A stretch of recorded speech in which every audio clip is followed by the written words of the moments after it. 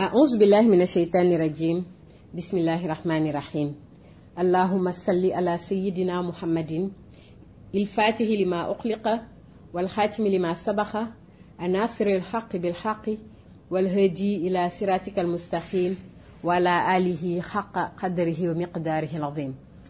Assalamu alaikum wa rahmatullahi ta'ala wa barakatuhu.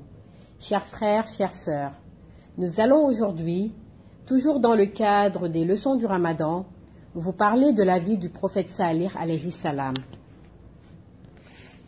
L'organisation de la mission du prophète Salih revêt un caractère rare et particulier.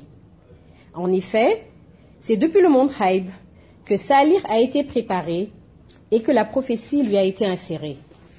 Cependant, c'est après sa naissance sur terre, et seulement à l'âge de 16 ans, que le Seigneur l'a sommé de conduire sa mission. Depuis qu'il était tout petit, les vieux du peuple Samoud n'avaient remarqué en lui que des qualités. Il était surtout connu pour son extrême sagesse. C'est pourquoi, lorsqu'il a commencé à appeler les gens à la religion de Dieu, les vieux de ce peuple lui ont rétorqué qu'il n'avait jamais remarqué de défaut en lui. Mais s'il vient aujourd'hui leur annoncer qu'il est un envoyé de Dieu, c'est qu'il est un sacré menteur. Pour rappel, les Samoud vivaient dans les montagnes où ils avaient érigé leur habitation. Cependant, ils adoraient comme divinité le flanc de la montagne qui n'était pas habité. Lorsque Salih est venu réfuter leurs croyances, ils ne pouvaient pas accepter qu'un jeune puisse mettre en cause une croyance ancrée depuis plusieurs générations. Malgré cette réticence, le prophète Salih alayhi salam a mené sa mission jusqu'à l'âge de 120 ans. Un jour, son peuple l'interpella et lui demanda une preuve de ce qu'il insinuait. Cependant, ils ignoraient que cette preuve qu'il lui demandait de fournir était en étroite relation avec sa mission. En effet, lors de l'organisation de la mission du prophète Salih dans le monde Haïb, certaines voix célestes se sont levées pour exprimer leur crainte quant à la jeunesse du prophète Salih alayhi salam au début de sa mission. C'est ainsi que Dieu subhanahu wa ta'ala lui associa un être qui fait partie du règne animal, à savoir une chamelle blanche, pour le seconder dans sa mission prophétique. Cette chamelle était invisible aux yeux du commun des mortels. Elle faisait parvenir à Salih alayhi salam des informations provenant de Haïb en rapport avec sa mission. Si c'était un saint, on aurait dit qu'il était accompagné dans sa mission d'un nawamis, cette forme particulière d'ange qui veillait sur lui et qui informait le ciel du déroulement de sa mission. Cette chamelle servait donc d'intermédiaire entre lui et le monde Haïb. Cependant, la chamelle, invisible aux yeux des gens, vivait dans une dimension batine ou dimension cachée. Lorsque le prophète Salih était âgé de 120 ans, un nombre infime de personnes avaient cru en lui. Un jour, certains parmi les anciens de son peuple le convoquèrent et lui dirent : « Pour prouver que tu es un authentique prophète envoyé par Dieu, il faudrait que tu fasses sortir du côté de la falaise que nous adorons une chamelle. » Le prophète Salih pointa alors son doigt vers la montagne et donna l'ordre à la chamelle invisible qui l'accompagnait de sortir. C'est ainsi que la chamelle blanche sortit de la grotte. Elle avait reçu la bénédiction divine.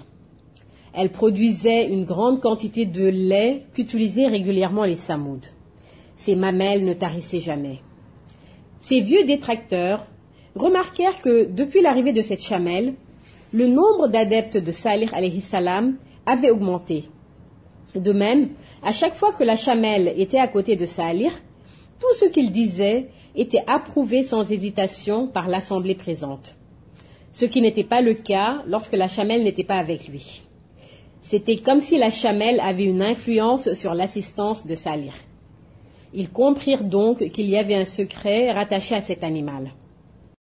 En réalité, ils avaient vu juste, car le lait provenant de cette chamelle bénie était mélangé à de la lumière, et lorsque le peuple en buvait, cette lumière pénétrait dans le cœur de chacun d'entre eux. Cette lumière leur permettait de comprendre et de croire facilement au sermon de Salih. Ainsi, lorsque ses détracteurs ont senti l'importance de la chamelle dans la mission de Salih, ils affirmèrent que c'est nous qui avons demandé la chamelle, mais comme elle intervient favorablement dans la mission de Salih, il faudrait qu'on l'élimine. Lorsqu'ils firent part de leur projet au prophète Salih alayhi salam, ce dernier les mit en garde et leur répondit que la chamelle n'utilisait le puits qu'1 jour dans la semaine et qu'elle leur donnait assez de lait pour leur usage quotidien. Mais ils lui rétorquèrent qu'ils ne se souciaient plus de son utilité et qu'ils allaient quand même la tuer.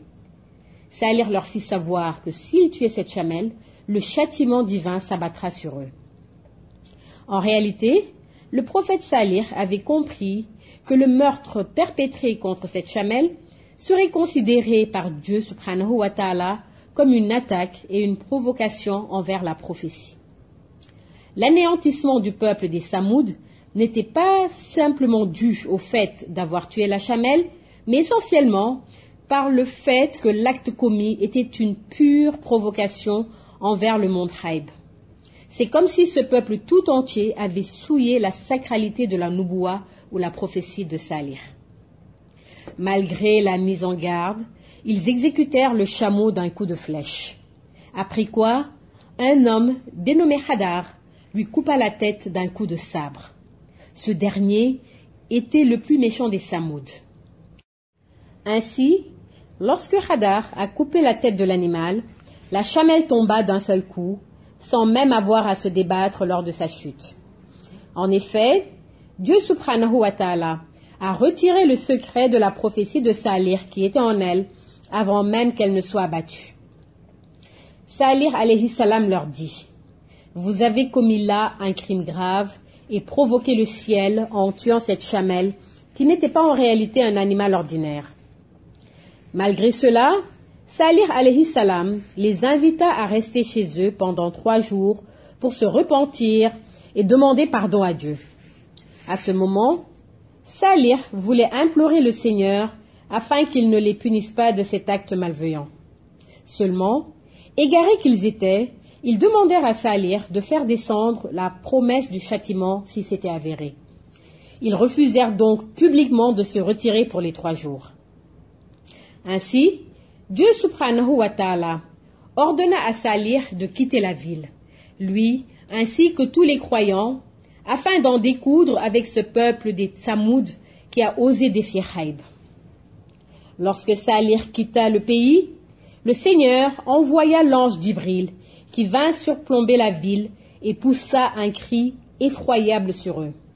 Ce cri provoqua un tremblement de terre, réduisant leur habitation montagneuse en poussière. Ils furent tous massacrés par ces amas de pierres. Il resta cependant des blessés gisant sur le sol. Et Dieu envoya Mikaïl, qui poussera un cri aussi épouvantable que celui de l'ange qui l'a précédé.